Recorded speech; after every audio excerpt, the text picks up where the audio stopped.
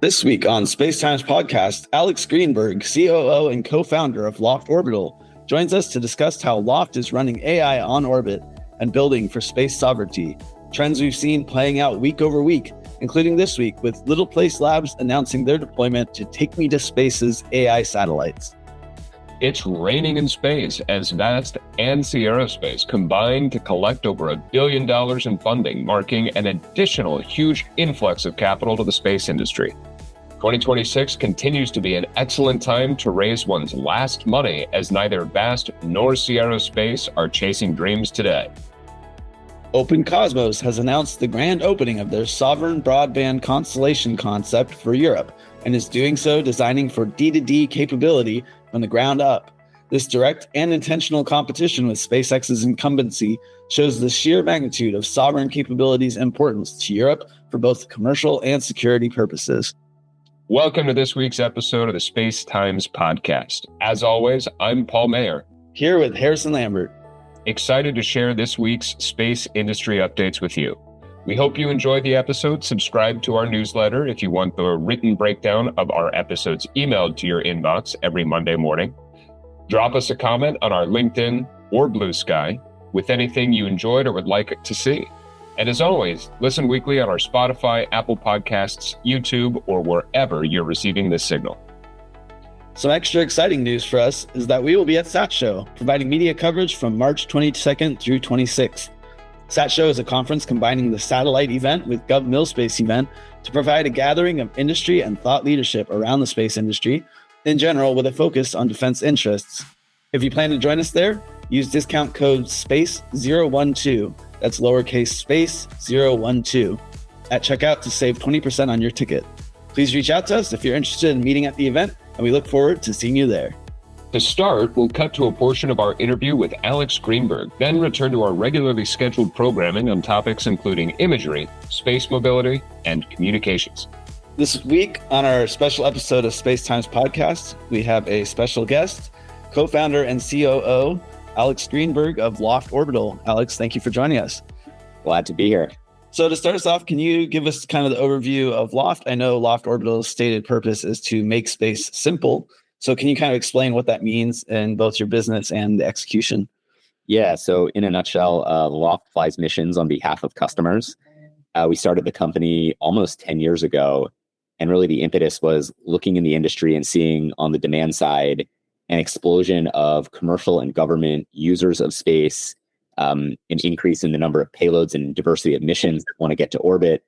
And so basically an increase in demand for infrastructure in space, but a lot of bottlenecks on the supply side, where the root cause was really that all satellites are really bespoke one-offs for a specific mission or a specific application. And so fundamentally what Loft is doing is we are building a very modular turnkey space infrastructure that's capable of flying any mission. And for us, a mission is a physical payload, so a sensor, a radio, anything that collects or communicates intelligence. But increasingly, we're starting to fly kind of software, customer or partner provided software as well, that allows the satellite to go from just being a quote unquote dumb sensor platform to something that's more autonomous, able to make decisions on board, able to actually provide real-time insights. And Loft's been in existence for about 9 years now. Has the kind of goal that you started out with stayed the same? I would say yes and. So we started with very much a focus on flying payloads for customers in what we call a rideshare configuration. So one satellite owned and operated by Loft, where we're partitioning the satellite to fly a number of smaller payloads. So those were the first couple missions we did. But over time, we saw, or very soon, I should say, we saw bigger payloads that wanted to ride, as well as constellations. So really the focus of today now is on constellations or more flagship dedicated satellites for customers. We will still always do a few rideshare satellites. That's been great for us to get our foot in the door with some larger customers or serve customer needs very quickly. But in general, the bigger contracts tend to be with dedicated missions and constellations. I would say actually one other topic that's become even more pronounced in the last few years is really thinking of ourselves as a provider of sovereign space infrastructure. So just we've seen, like I kind of said at the beginning, an explosion in the number of countries that want their own space infrastructure for strategic reasons. And it's more than just a satellite with their flag on it. It is maybe a combination of domestic production of IP that is actually licensed in the country or developed in country. It's an ecosystem of suppliers and partners. And Loft's business strategy actually allows some of our international customers to actually have that. And so Loft is a US company, but we have a deep presence in Europe through our office in France, which has been there for 7 years. So we're serving national programs in France. We have a joint venture in the Middle East called OrbitWorks, which is based in Abu Dhabi. And then we have a lot of existing customers and customers to be announced pretty soon in Southeast Asia. So we really are, despite just being 300 people, we have an incredibly global presence. I'd love to get an understanding of how bespoke and how sort of homogenized you think that the products and the capabilities that you're providing are, and sort of how heterogeneous they are, and what the challenges and benefits of sort of falling into that layer of customization have been for you and the team. Yeah, it's a great question. So yeah, heterogeneity is kind of our middle name, and we are launching a 10 satellite constellation as we speak. So we've got some of those satellites in space for one customer, and many more launching this year, and then another 10 satellite constellation that starts launching later this year into 2027, plus a few other satellites. So we're launching on the order of like 20 plus satellites in the next 20 months. And I've tried to do this math based on some research, but I think we're going to have the largest commercial microsat fleet in LEO that is heterogeneous. So largest heterogeneous fleet in LEO operated by a commercial company, excluding CubeSats. That is, and someone online or Twitter can check me on that, but I'm pretty sure that's an accurate statement. I've done quite a bit of research there. So yes, heterogeneity is the central part of our business. We're like, I always say, our business model is like medium mix, medium volume. We're not going to do 1,000 satellites for one customer. But we're also not trying to do one-off bespoke exquisite satellites. And so kind of getting under the hood a little bit, you look at our stack, standard bus, modular hub, modular cockpit operation software. You can sort of think of what we're doing as like an 80-20 rule, where 80% of that whole stack, hardware and software, is standardized. And then there is a 20% that has to be adapted or customized for the customer's mission, because every customer in space has a different payload with different properties, physical properties, software interfaces, hardware interfaces, different ConOps. Like, it's impossible to have one truly standard satellite with like a USB port where you just plug in the payload and you're done. Like that doesn't exist. And so as Harrison knows, because he works at Loft, we have spent a lot of time on templatizing and sort of standardizing that 20%, how we execute that so that it is repeatable. We can do it more efficiently over time, because that's actually where we get our leverage. We have a whole team that is almost devoted to that 20% layer, which is the mission design piece, the program management, the execution and operations of the customer mission. And so honing that, getting that really rinse and repeat is how we as a company will eventually get a lot more leverage and be able to execute more with the same number of folks. But there is that kind of adaptation or customization layer on top of a standard stack.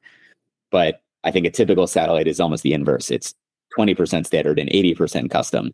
So while there still is this customization layer, it's infinitely more standardized and modular than most other satellite platforms. Yeah, it's interesting that like you operate you don't just integrate, you also operate a lot of these payloads, and they vary from RF to imagery to any mix of things. So I know in some cases you get to use those payloads for other applications other than their originally intended purpose. How did that kind of business structure come around, and what has it led to in terms of opportunities to kind of create new missions? You mean where we fly our own payloads? Yeah. So that's another thing we're really excited about. So everything I've been talking about today sort of presumes like the customer says, here's the payload and we fly it, which is absolutely what we do. And we will continue to do that. But I think a growth area for us is to fly what we call full stack missions, which are Loft actually being in charge of sort of furnishing or putting together the entire program in space. and delivering that constellation as a kind of full set piece to a customer, and then also helping the customer exploit the constellation as well. So one good example of that is through our joint venture in the UAE, we're developing a 10 satellite AI enabled multi-sensor constellation based on the same satellite platform that I've been talking about today. Same set of buses, same hub, same cockpit, but with a really interesting range of imagers and RF payloads that can work individually or in conjunction with each other. And each of those satellites has several GPUs on board, an inter-satellite data relay, and then our software platform for accommodating first and third party AI algorithms to do interesting analysis on board. Initially, right now, everyone in the industry is talking about AI in space, but the harsh reality is, like, if you're doing onboard inference, you're really doing it as a prototype, including us. We have another satellite that Harrison's very well aware of called YAM-6, which was our first satellite doing this, launched in 2023. We've flown, I don't know, upwards of 15 customer provided software apps on board. But, like us, everyone is doing this as a prototype. And this satellite constellation we're building in the UAE, it's called Altair, is the first one I'm aware of, which is a workhorse operational constellation dedicated to kind of real operations in terms of running AI on board. And just to be clear, when I talk about running AI on board, I'm not talking about a data center in space that replaces a data center in Virginia or Texas. I'm talking about co-locating AI enablers with sensing modalities so that you can derive real-time insights from something that's happening, and then ultimately allow the satellite to become more autonomous, eventually self-tasking, eventually able to actually be a node in a network that allows decisions to be made faster. So that's really the next part of our vision, is delivering these constellations as kind of a full up capability that are paired with a network of first and third party algorithms and AI applications that actually drive utility of the satellite. So it's kind of like, we're building the iPhone, but we're also building the App Store a little bit. Awesome. Well, I know we only have 30 minutes here. And before we wrap up, I wanted to ask you, what is Loft looking for right now? What can our listeners do to help? Yeah. Well, we're actually hiring a crap ton of people right now because we are scaling up at all of our locations. So San Francisco, outside of Denver, and Golden, Colorado, and Toulouse, France, as well as Abu Dhabi. So take a look at our jobs page. That's probably the biggest ask that I have of people. And then the other thing is, obviously, a lot of space people here. So if you have a mission you want to fly, from a small couple kilogram demo that will fly in a ride share up to a kind of flagship national mission that requires a whole satellite or a fleet of satellites, like, we want to be kind of top of mind for that. So give us a call if that's what you're looking for.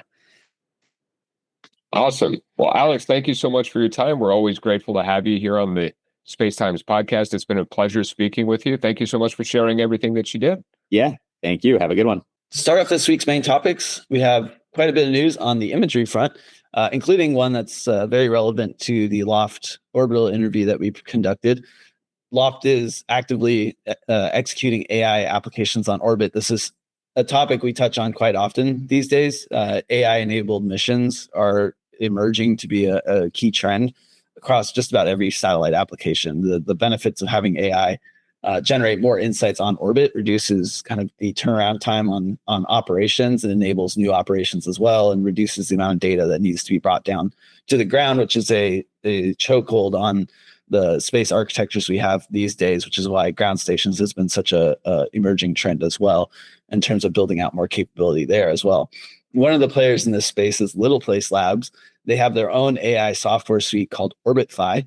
It's actually deployed on Loft Orbital satellites already, but now they're adding it to another platform, which is Take Me to Space's AI satellite. So we mentioned Take Me to Space about a month and a half ago. They raised $5 million in funding to deploy their constellation of AI satellites, trying to build that out to 6 satellites. Right now, they have 1 satellite that they launched back in January, the MOI-1.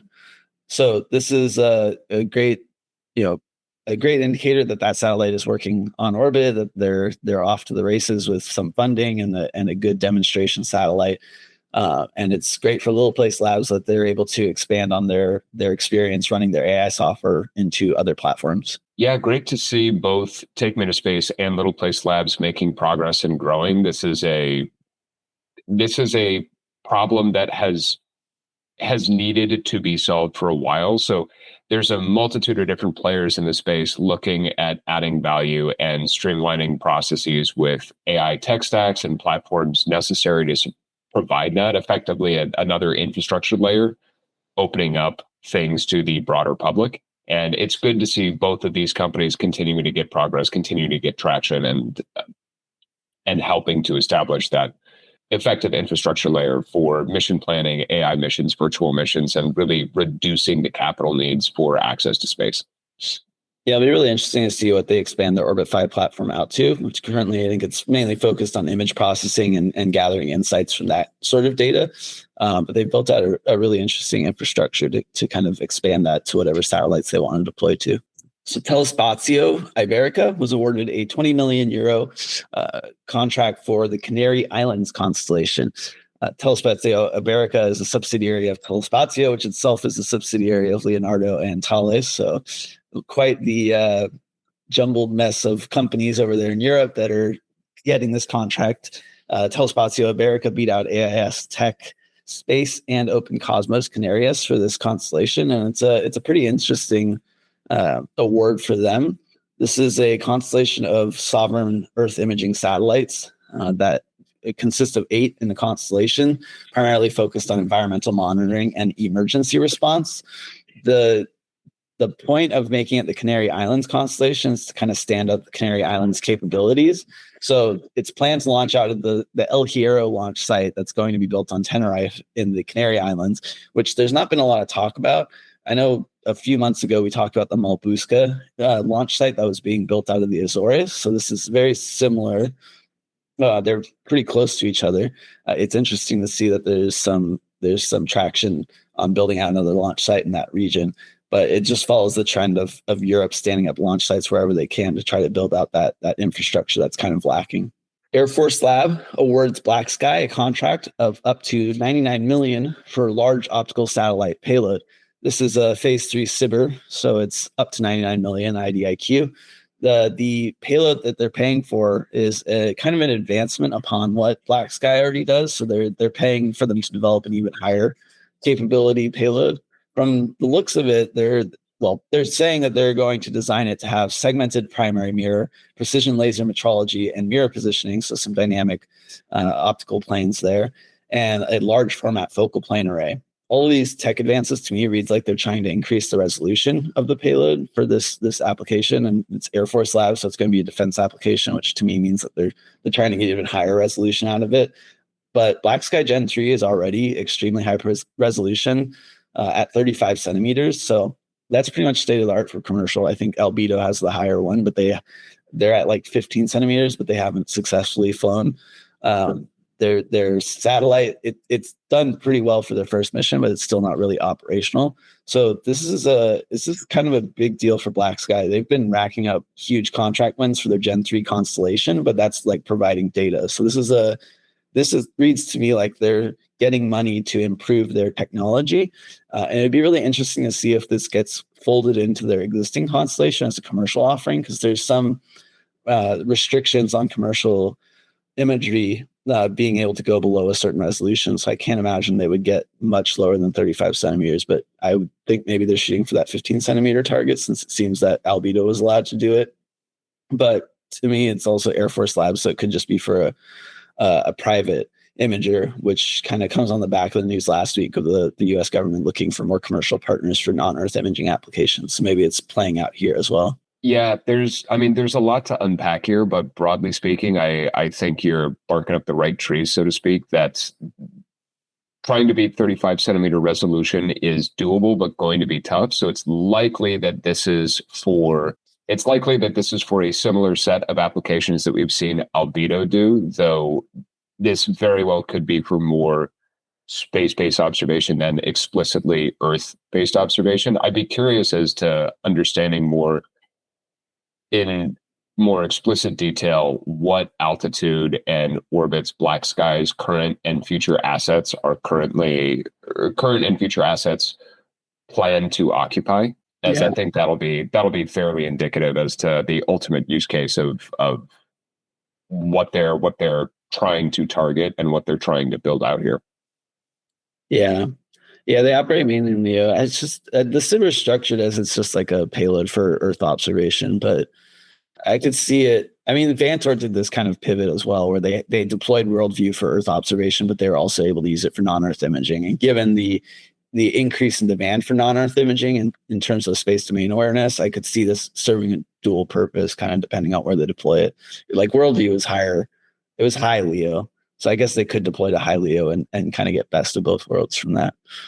Right. I mean, it depends on a couple of different things, but any sort of money or contract out of Air Force Research Lab or AFWorks or AFRL, any money out of there is going to involve some pretty unique use cases. Yeah, an interesting counterpoint to this is that this week Ramondo raised $20 million to build high-resolution Earth observation sats that have a unit cost of less than $2 million. That's their target.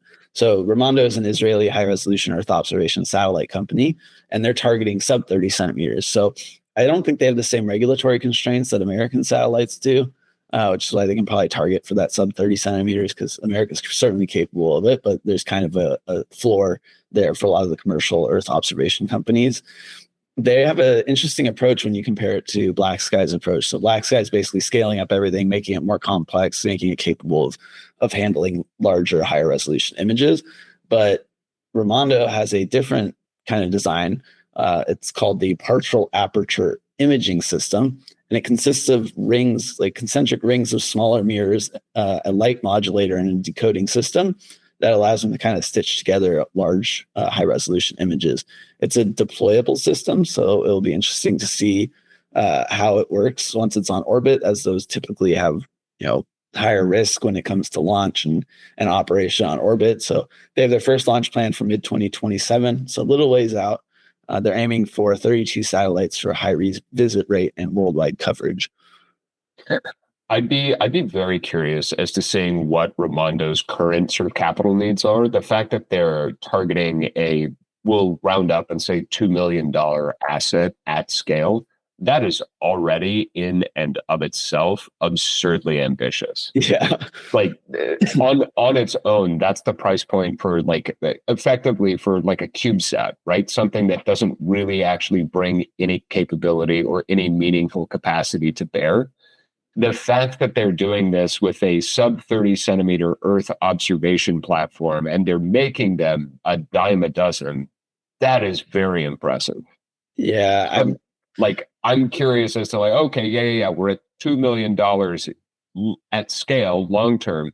So what is your first dozen satellites cost you? Well, the unit cost for the first dozen is going to be closer to 20 million a piece or whatever it is. But I just want to know what sort of that starting point is to see what sort of leverage they're able to achieve with their targets at scale.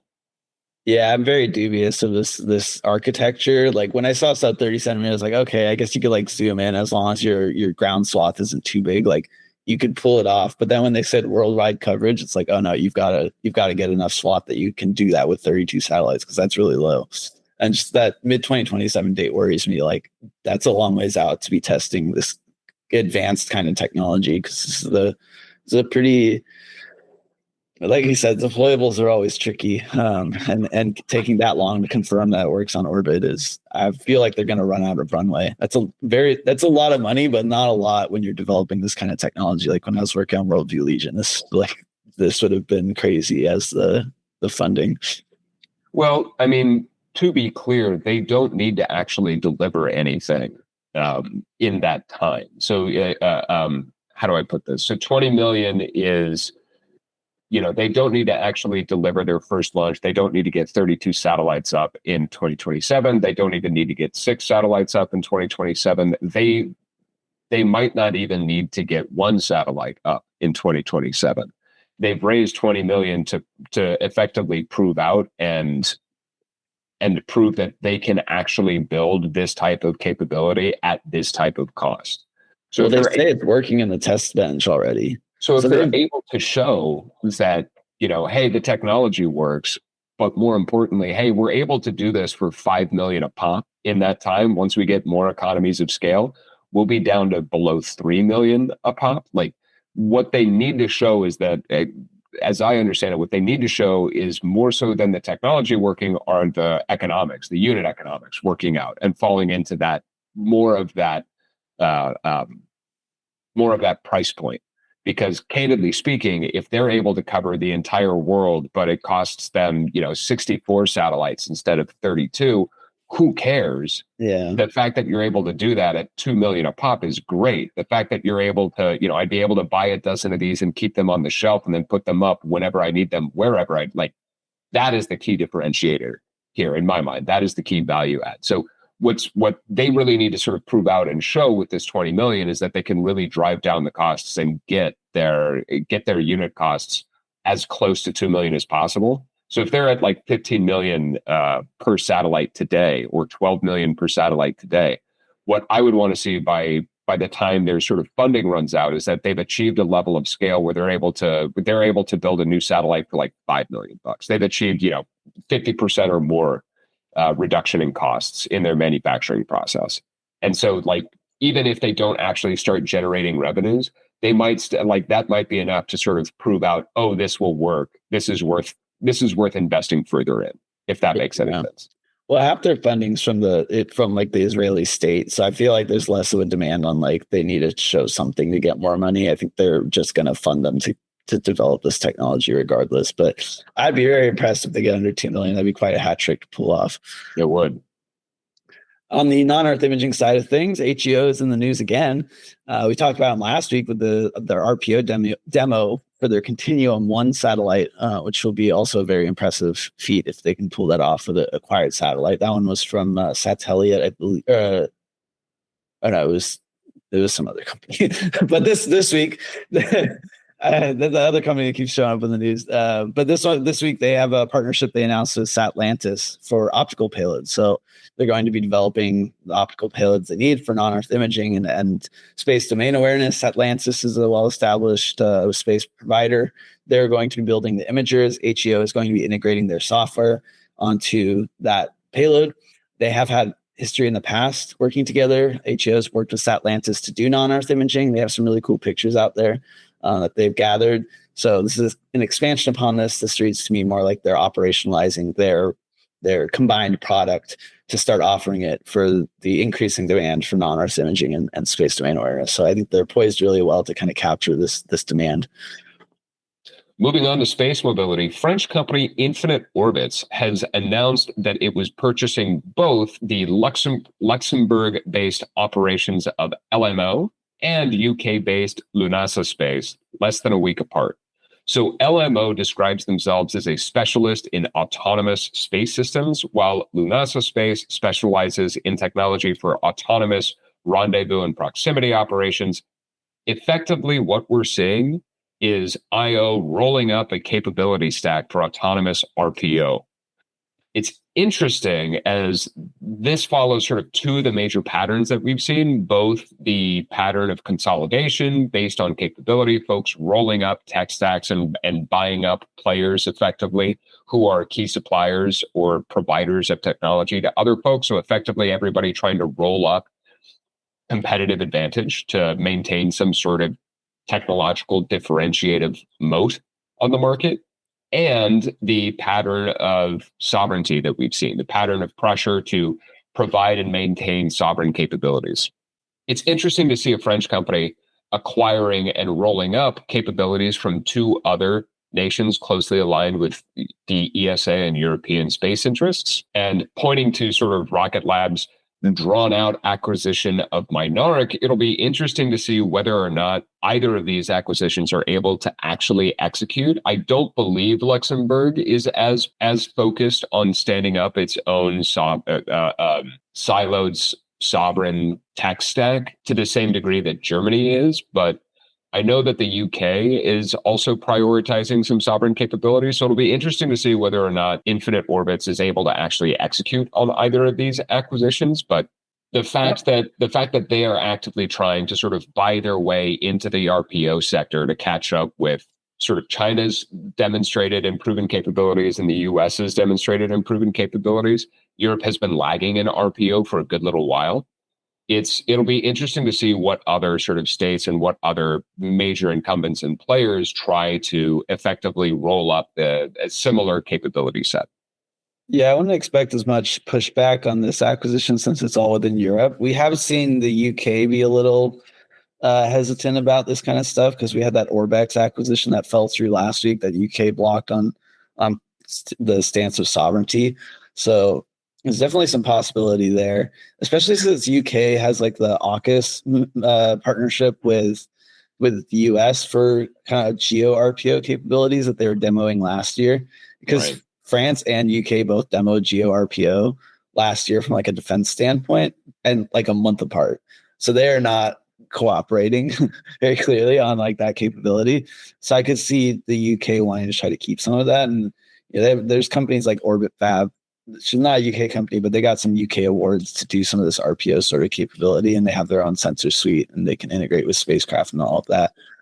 So UK is definitely making its own push for this capability, but it does to me seem like Europe's trying to build these consortiums through funding and through acquisitions and through any sort of joint venture to try to push back against other countries kind of taking the lead on this. Because I think Astroscale is the other one that pops to mind. Like they had the subsidiary that's been winning contracts in Europe, and they have a lot of great RPO capability.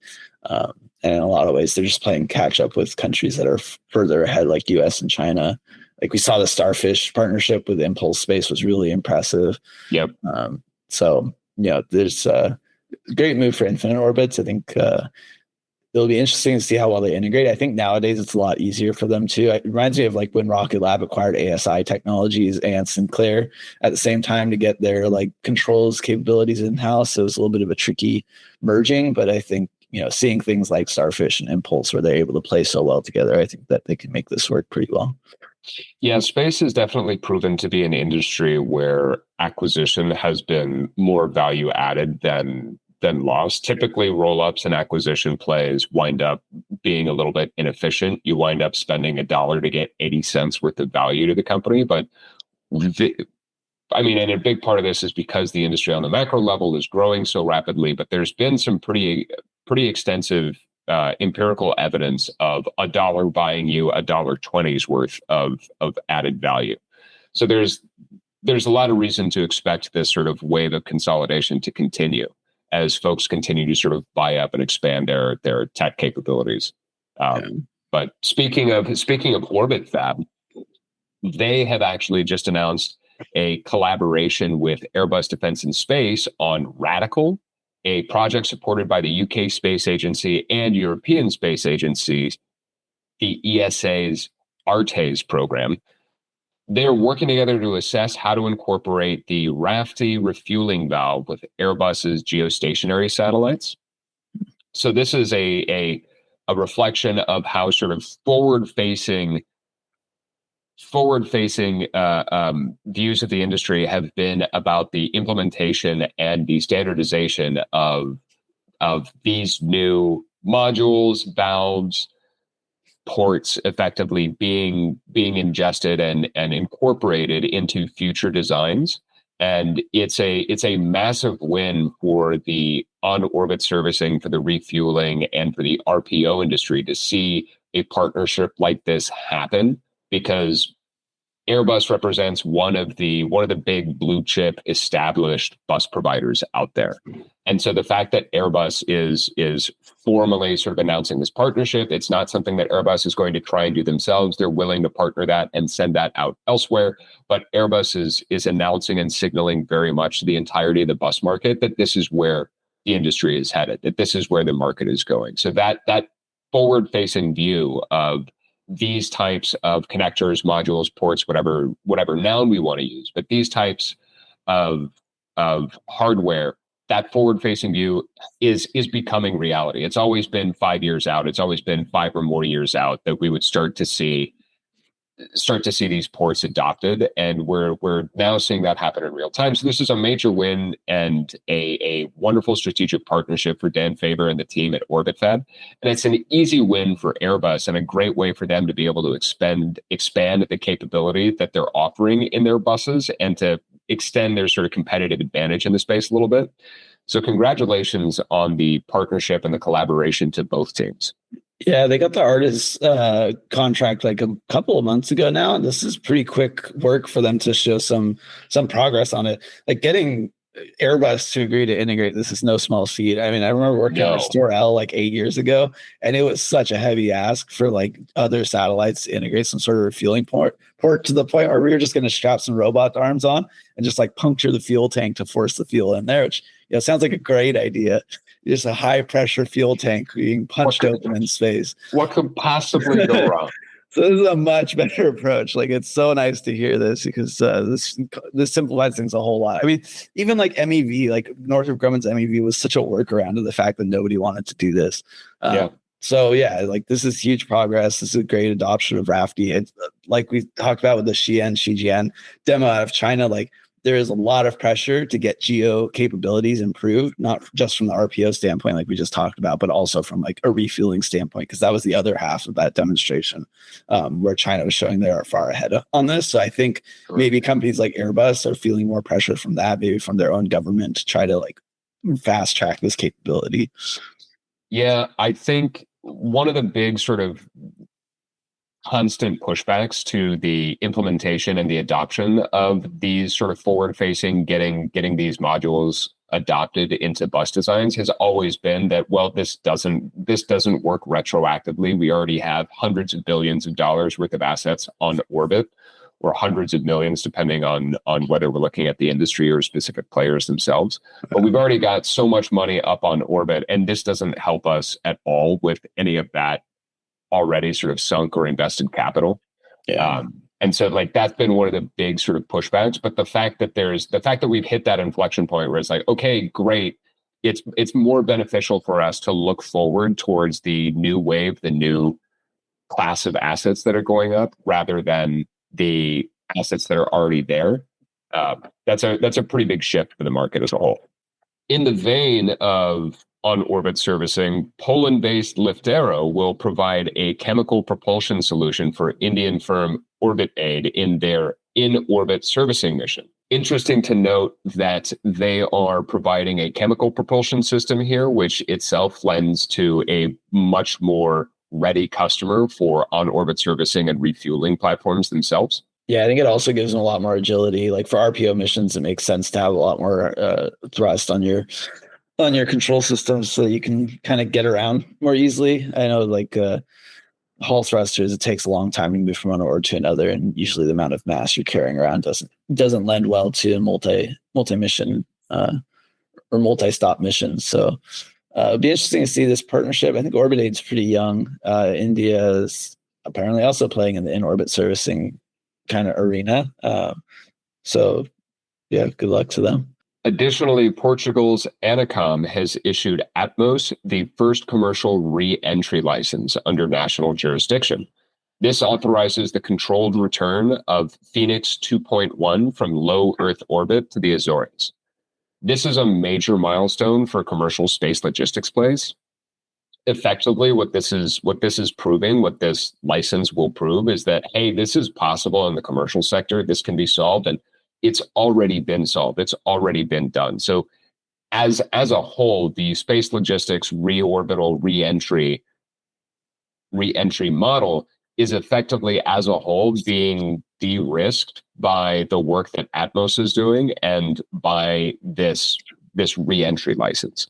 So we've spoken about this somewhat extensively, pulling back to our interview with Andrew Parlock from Space Phoenix, but this is by no means a winner-take-all market. So advancement by one player means that the entire industry, the entire sector gets de-risked. So, the analogy, a rising tide lifts all ships. Any progress that one player is making here is effectively raising the tide for everybody. So it leads to a much more collaborative scene in competition than it is more cutthroat. So this is a big milestone for the orbital logistics, for space logistics as a whole, for reentry and for commercial reentry plays. And I'm excited to see what doors this successful demonstration will open. Yeah, it's more activity on the Azores. I mean, the BART has been relanding their pods in the Kaniba launch range in Australia, and that's kind of been the main one doing this. Like there wasn't really another one, so it's cool to see another kind of landing pad stood up, especially in an area where they're about to be doing so much development on the Maltruska launch site. So kind of having that dual use capability out of the Azores is great. It helps Europe move forward on this capability, and Atmos's technology is pretty unique in the reusable or in the re-entry vehicle market. So I'll be excited to see them land it. On the communication side of things, we have a partnership between Viasat and Space 42. They are partnering to launch a 2,800 satellite constellation for sovereign capability. This is another interesting trend that we talked about with Alex Greenberg, as Loft Orbital operates a joint venture in the UAE with Marlin Space. That joint venture is OrbitWorks. This one is Space 42. So real emerging trend, especially given it's like Europe and Middle East. And I think we talked to like Skynet, or not Skynet, we talked about another European country partnering with Kenya for the ground stations. So there's a lot of partnership going on between Europe and Africa as Africa is standing up. Africa and Middle East, as that region is standing up their own space capabilities. But a 2,800 satellite constellation is a huge shot for them. This is L-band, S-band communications constellation to be deployed in 60 orbital planes, 3 altitude layers. So pretty complicated architecture and very ambitious goal of providing, this kind of direct-to-device technology that we're seeing across many other constellations, but in a sovereign kind of package. Oh, sorry. The partnership is between Viasat and Space 42. The joint venture is called Equitas. Yeah, this plays with one of the major trends that we've seen over the past, I'll say 6 to 12 months, that there's been a lot of interest in some of the Middle Eastern based nations and entities wanting to invest and get involved in the space industry. And so we've seen a lot of investment coming from the region, looking at entering the industry and both building and buying capability and technology. So it's no surprise to see some of the larger players also leveraging and developing those relationships and those partnerships as well. On the purely European side of sovereign constellation communications capability, Open Cosmos has outlined what their plan is for their constellation. They've recently gotten their Ka-band license from Rivada Space Network, as they had to give it up because they weren't meeting the regulation requirements. And now it seems Open Cosmos is under the same strictures of that regulation. Out of the frying pan and into the fire. Yeah, they have to get 144 satellites up by June. This is the same kind of challenge that we were talking about for Blue Origin's Kuiper constellation. They're under a very tight deadline as well. And I just don't see enough launch vehicles, let alone their production capability, to meet these demands. So I think Open Cosmos is at a very similar risk, not just of even being able to deliver 144 satellites, but being able to get it up. It sounds like they don't even have the funding they need in order to get all of that pulled together. So they're under some very tight deadlines here. And they only have 2 Rocket Lab developed prototypes in orbit. So there's some heritage, but getting from 2 to 144 is a scaling problem that shouldn't be underestimated.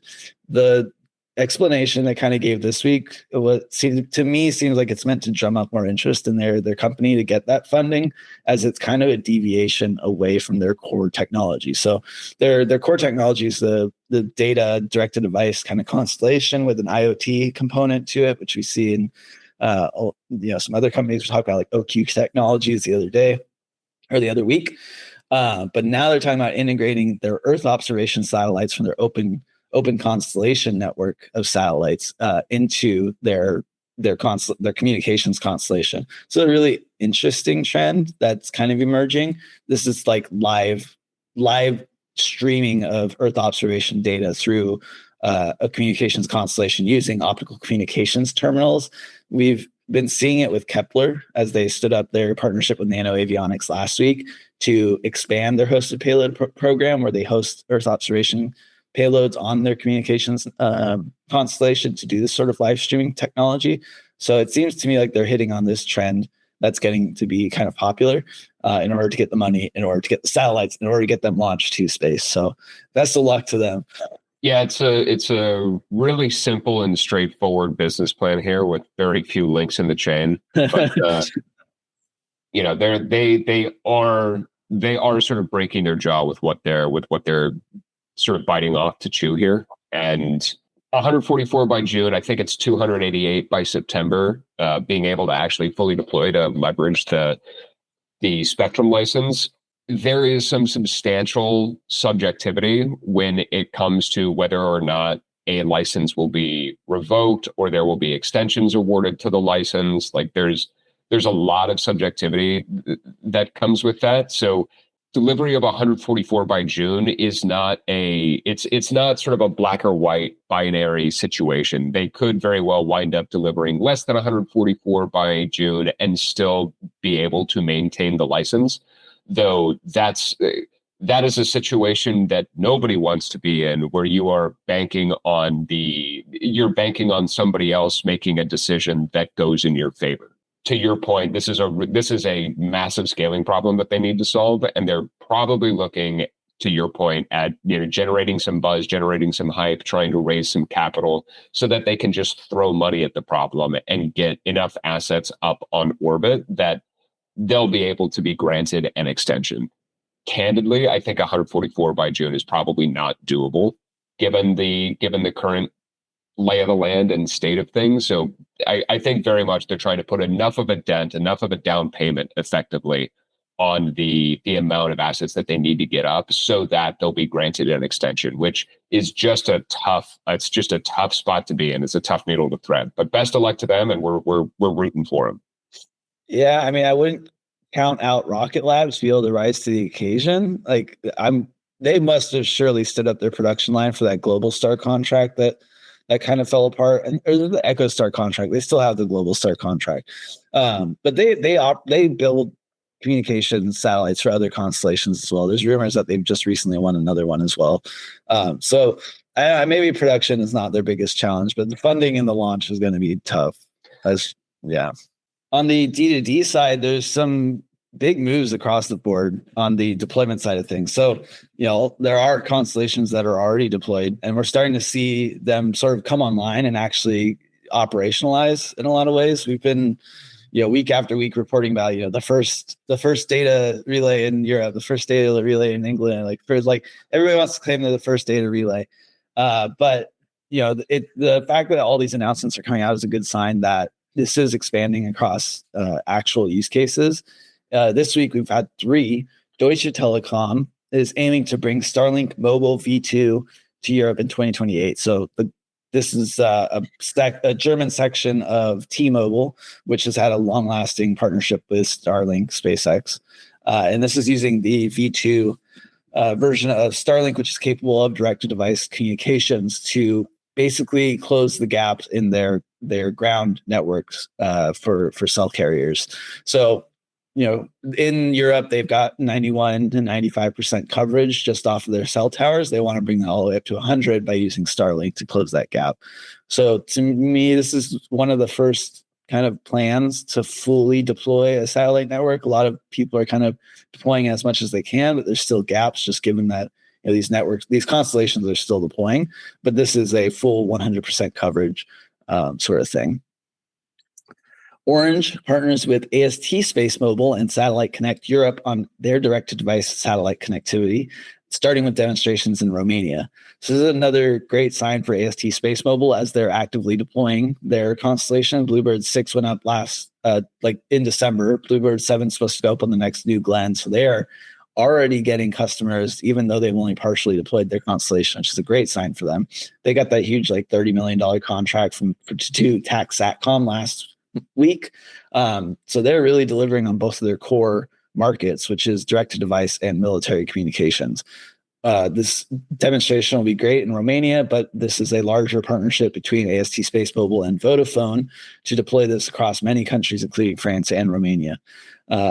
And this will be a full data plus voice plus SMS capability, which is the same thing that TELUS will be standing up with AST SpaceMobile in Canada. They're doing something similar where they're trying to cover the entire geographic region of Canada to bring that voice text data capability to bridge the gap with their ground communication systems. Moving on to the business moves, a couple of major announcements this week. So VAST has secured $500 million in funding. Sierra Space, $550 million in funding. And PLD Space, a paltry $200 million in funding. So we've seen almost a fifth go into the space industry just from these three companies alone. $1.25 billion, an absurd amount of capital flowing into the space. Now, VAST's raise is primarily to advance their next generation private commercial space station and the technology necessary to underpin that. Sierra Space, they raised the $550 million in their Series C raise at an $8 billion valuation. So they're taking roughly like 7% dilution in this raise, something absurd. Less than 10% dilution, just an absurdly favorable raise for Sierra Space. But they're effectively focusing on a pivot towards the national security space. And they're going to be leveraging some of their Dream Chaser heritage, even though the vehicle itself is never going to fly. They're going to be leveraging substantial amounts of that technology for the contracts that they've been pursuing. I believe they've won some contracts for Tranche 2 in the PWSA. Yeah. I think along with Northrop Grumman in that tranche. So that is going very well for them, but massive raises there. PLD Space raised 200 million, and it was a 180 million euro raise. But so the Spain-based launch company is using the money to scale the Mira 5 production ahead of their first launch targeted at the end of 2026. Yeah, I mean, these are all like great signals, as you pointed out, that like there's a lot of money flowing into the space industry. I think at these numbers, it's starting to validate the idea that this is no longer an emerging industry, but becoming an infrastructural backbone to a lot of things. Because all these companies play key roles in space infrastructure. I mean, VAST is a space habitat which has been pushed heavily. There's been rumors just this week that the ISS is going to get refunded. Or not refunded. It's going to be extended out to 2032. So they're going to extend its runway as long as Russia and Europe support it. But this is coming with a real demand from those nations that we need commercial replacements. And I think VAST is rising to that occasion. They've already launched VAST Haven 1.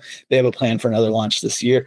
They're actually leading the pack across companies like Axiom and Haven, or Axiom and Starlab, who have also raised large amounts of money. I know we talked about Axiom getting like 315 million the other day. So there's real money pouring into these human-rated habitats, which is kind of crazy because I still don't understand the business case here, other than that countries are willing to pay for this capability. And it seems like they're able to raise money off of that. Yes. Yeah. Yeah. We've spoken about this previously. Fundamentally, I do not like the commercial space station business model. I just don't think that revenue model does not close. I do not see a way in which that closes.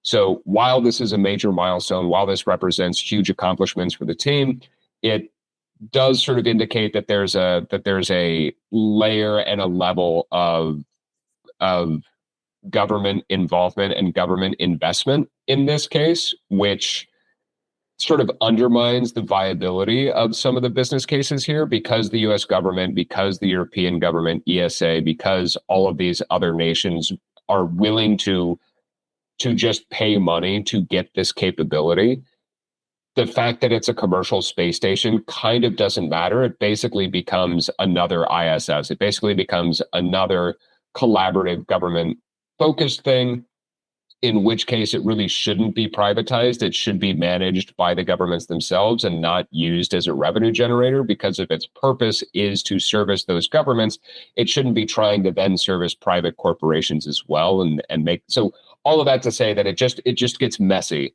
from a governance and a stakeholder perspective.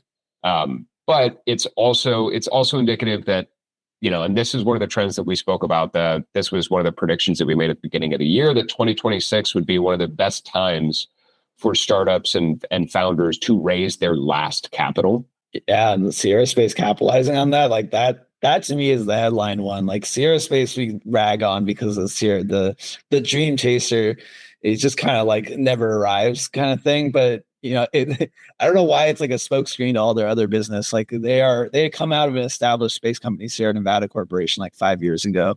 They did win the part of the tranche 2 for the PWSA. And I think what this funding is for is like they are one of it is validating the value of product, like fully operational production lines.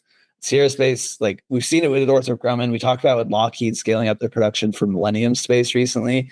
We talked about it with Rocket Lab just a minute ago. Like these companies that are at the production scale of satellites is a huge value, and it's what's pushing some of the smaller players out and causing consolidation, acquisition, all this sort of stuff. Like we are at a real pivot point where the constellations we're deploying are so massive that the ability to produce at that scale is a key differentiating feature and a real moat that can't be closed just with money. So I think what they're paying for is the fact that Sierra is already there, and this capability they have is fairly unique amongst other players, and they have the establishment and the heritage and real potential. Dream Chaser is a fascinating idea, and they built it. It's ready to free fly soon.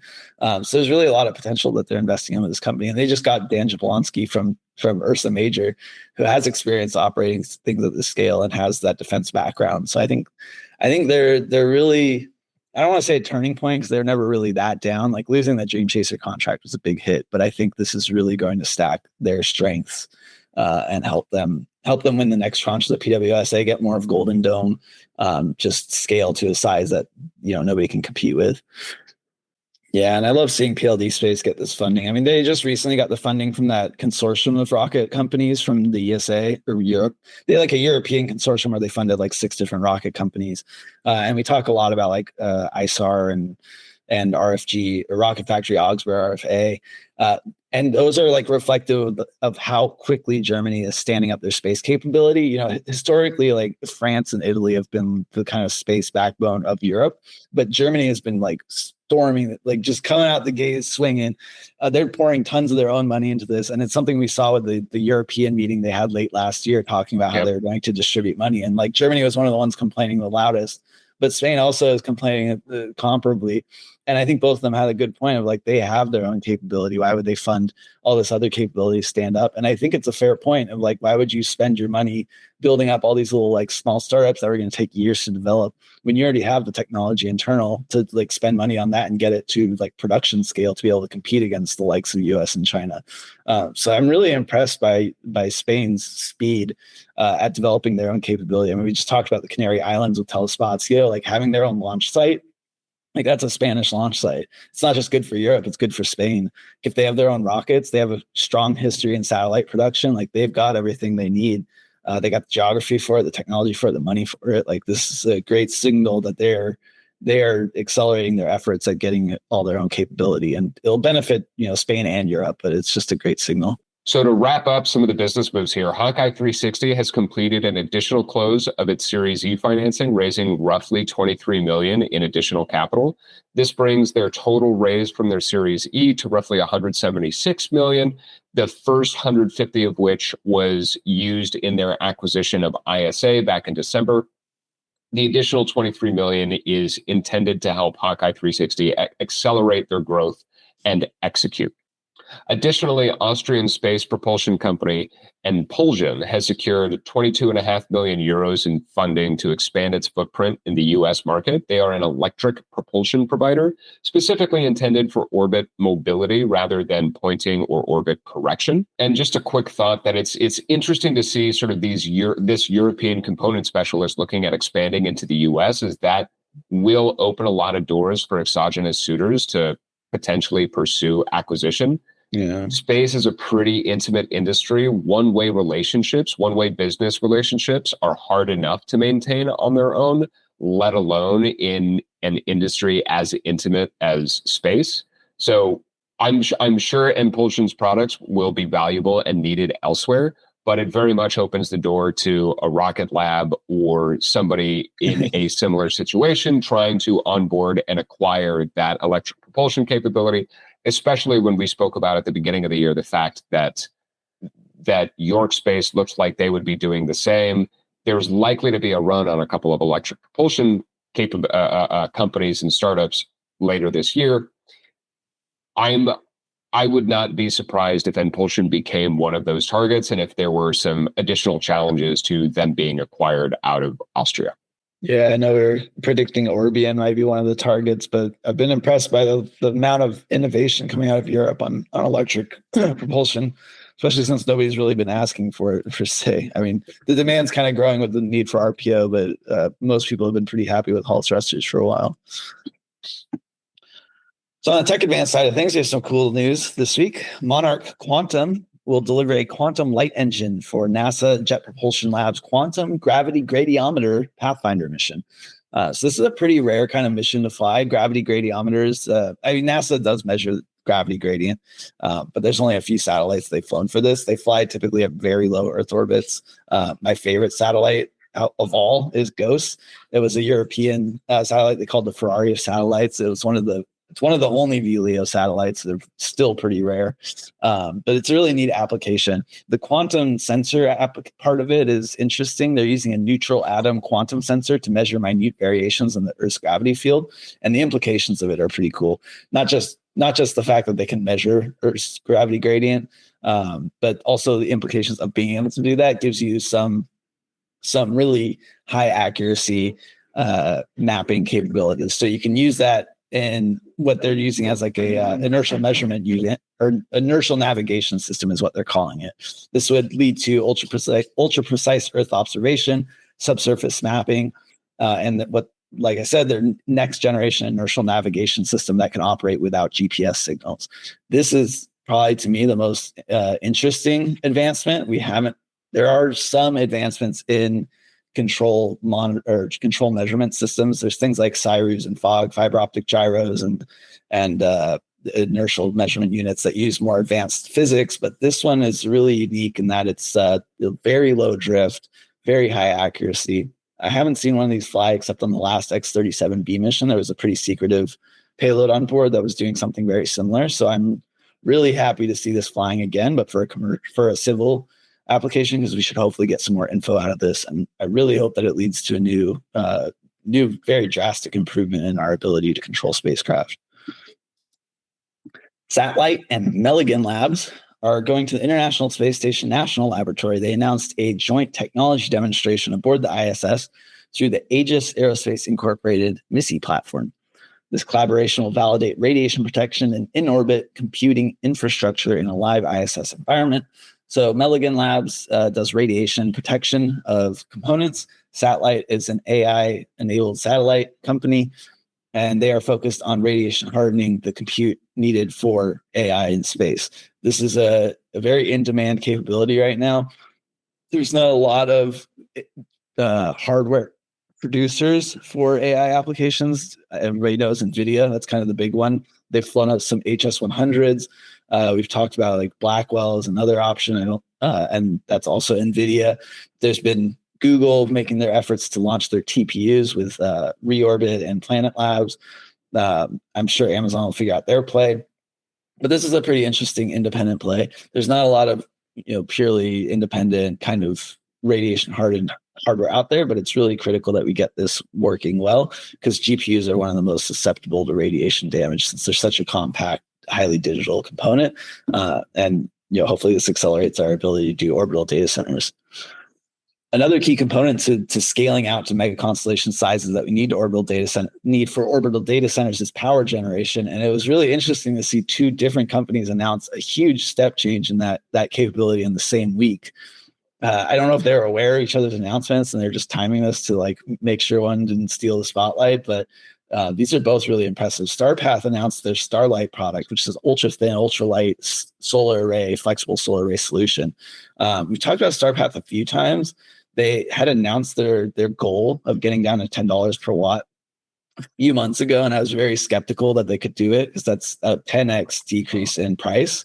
But we again heard about it from Trevor Smith of Atomic 6 with their partnership to fly a mission to the moon. Yeah, they wanted to attach their Starlight system to Lightwing, which is their deployable solar carbon fiber solar array backing, to do lunar data centers, and that is those are supposed to be like 100-foot long solar arrays. So the fact that they could scale this out at this price point, at this weight, they're claiming 73 grams per centimeter squared, which is insanely light, and $15 per watt, which is pretty dang close to that $10 per watt target. Like, I'll give it to them. I'll round down for that. That's an impressive step change in price, and I really hope to see this deploying soon because I'm still a bit skeptical at these numbers, but they're out here claiming they've done it. So huge props to them. This is a major shift in everything.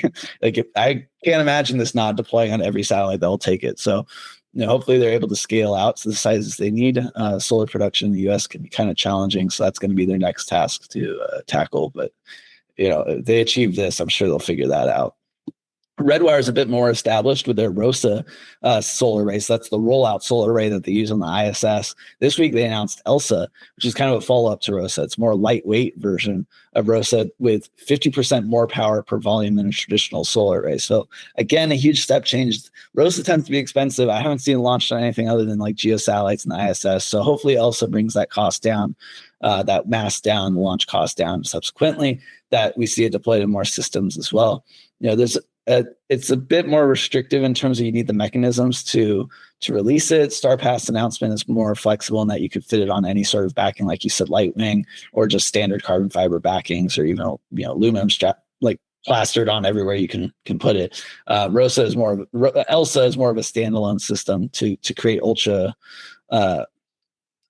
big or really big size solar arrays. So impressive feats across both companies. Love to see it. Power has been one of the challenges most people have been citing about scaling up to mega constellations. So love to see advances there. Mynaric, the company we love to keep talking about, is we sure do. The laser communications terminal. They operate in aerospace and ground, but obviously we only talk about them in the space applications because they've been a target of acquisition for Rocket Lab for about a year now. And it looks like Rheinmetall might end up scooping them up. So they're not letting this distract them. They're still demonstrating capabilities. In fact, this week they demonstrated their ability to transmit quantum encryption keys using their commercially available laser communication terminals. This is a really impressive feat because it's a huge step change. It's another really cool application of quantum technology. It's essentially unhackable. Like, there's, I guess, quantum computers could hack it, but like in theory, these are unhackable ways to encrypt data that people have been working on for a long time. Being able to do that over an optical terminal is like the securest way of transmitting data I can imagine. Like, laser terminals are ultra secure because they're very narrow beam widths, and it's pretty much impossible to intercept them unless you fly like through it at the right time and know how to decrypt it. But even if you manage to do that, you still couldn't decrypt it because now it's quantum encryption key. So I would be very surprised if Rheinmetall doesn't bid on them at this point, because this is like a huge defense implication that I'm sure they would love to have. And I'm sure Rocket Lab's drooling even harder now about closing that deal.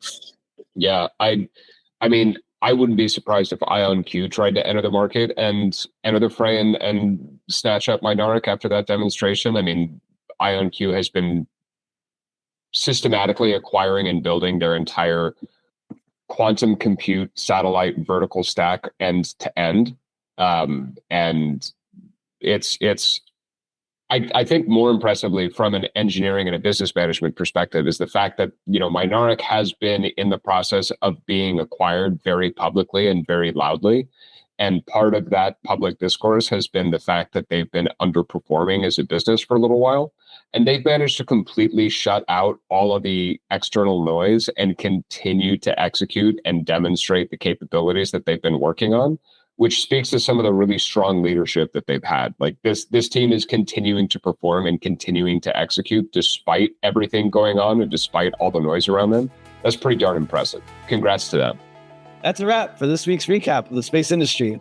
We hope you enjoyed the episode. As always, please drop us a comment, check out our socials, and follow us on Spotify, Apple Podcasts, YouTube, or wherever you're receiving this signal. Until next time, this is Harrison Lambert and Paul Mayer signing off for now.